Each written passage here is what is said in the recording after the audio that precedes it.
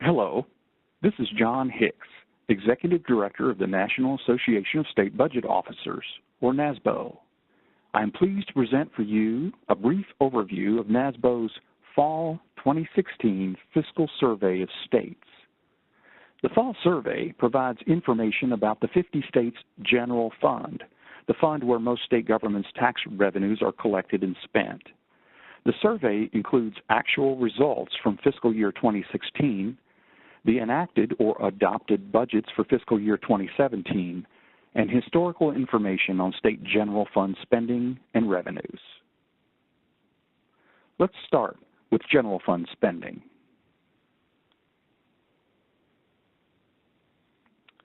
This chart shows the average annual general fund spending growth rate for the last 20 years, the red line. State spending continues to grow at a moderate pace since the Great Recession. In fiscal 2016, state general fund spending grew by 3.7%. This is a little less than the 4% average growth rate since the Great Recession. The enacted budgets for fiscal year 2017 include an average growth rate of 4.3%. The median growth rate is lower at 3.6%. Financial conditions among the states are uneven. 8 states enacted 2017 budgets with a decline in spending from 2016. 6 of those states have a significant reliance on the energy sector. At the same time, 11 state budgets have spending increases of 6% or more. This next chart shows that states spent $786 billion from their general fund in 2016. General fund spending for all 50 states remains below the pre-recession peak in 2008 when adjusted for inflation. The $794 billion figure here represents the 2008 spending level adjusted 8 years later for inflation. After 6 years from the low point of the recessionary period, state budgets haven't fully recovered to their 2008 levels, an unusually long period of slow recovery. 32 states spent less in 2016 than they did in 2008 when adjusted for inflation. In fiscal 2016, 19 states reported mid-year budget cuts that totaled $2.8 billion.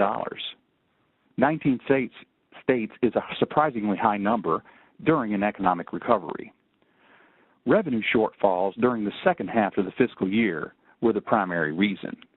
States quickly responded to balance their budgets, and spending cuts were a part of those actions.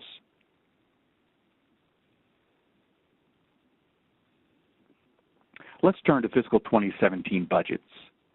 This chart shows where states budgeted increased spending. 2 specific policy areas stand out as the main recipients of the new dollars: elementary and secondary education, or K-12, and Medicaid. Spending for elementary and secondary education accounts for the largest share of states' general funds at 35%, with Medicaid receiving 20%. It is common for education to be a top budget priority for governors and state legislatures. 39 states added funding for education in 2017, and 34 state budgets included additional general funds for Medicaid. Next, we will look at states' general fund revenues and tax changes for 2017. As shown earlier with general fund spending, total general fund revenues in 2016 also remained below their pre-recession peak year of 2008 after adjusting for inflation. Revenues in 2016 grew only 1.8%, though 2016 budgets planned on 2.8% revenue growth.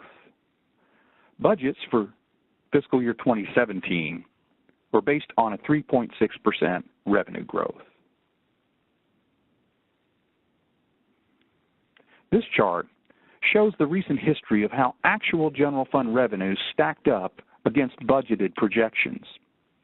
The red bars reflect the number of states with revenue shortfalls after the budget was passed. Half the states had revenue shortfalls in 2016, and nearly half predict revenue shortfalls in 2017. It is unusual to have back-to-back years with this many revenue shortfalls outside of a recessionary period. Non-wage income was a commonly reported reason for lower than estimated personal income taxes in 2016, particularly in the second half of the year. Nearly half of states with a sales tax reported lower than estimated revenues, an indication of both low inflation and slower growth in the consumption of taxable goods and services.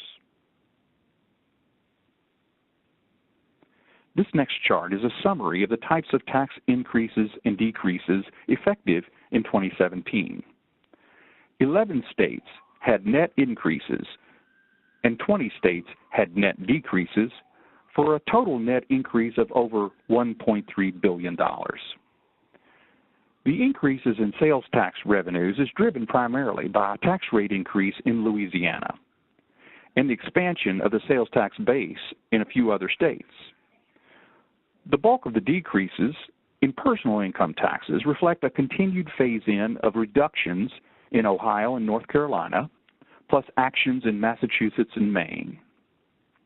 4 states increased their cigarette or tobacco taxes. Next, state savings accounts, referred to as rainy day funds. 48 states have some form of savings or reserve accounts. These rainy day funds provide states with one tool to limit disruptions to state services and provide flexibility when revenues fall below budgeted estimates. This chart shows the total balances for state rainy day funds covering the last 10 years.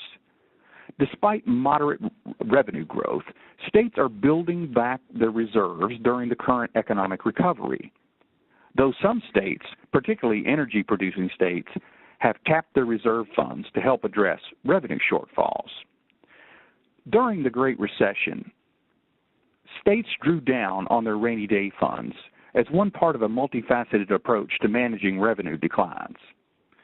The blue bars reflect the balances for the 48 states. The red bars reflect those same totals excluding Alaska and Texas, 2 states with traditionally high amounts of reserves. In 2010, total rainy day fund balances dropped to $3 billion. Since that time, states have gradually built up their reserves to $32 billion in 2016 and forecast $34 billion in 2017. 29 states increased their rainy day fund in 2016, and 25 states predict further increases in 2017. Another way to look at states' rainy day funds is shown here. This chart measures the rainy day fund balances as a percentage of general fund spending from 2000 through 2016 for the average state. During recessions, states use their rainy day funds to help deal with lower declining revenues and build them back up during economic recoveries. As shown here, the average state has returned their rainy day fund balances to a level similar to where they were prior to the last 2 recessions.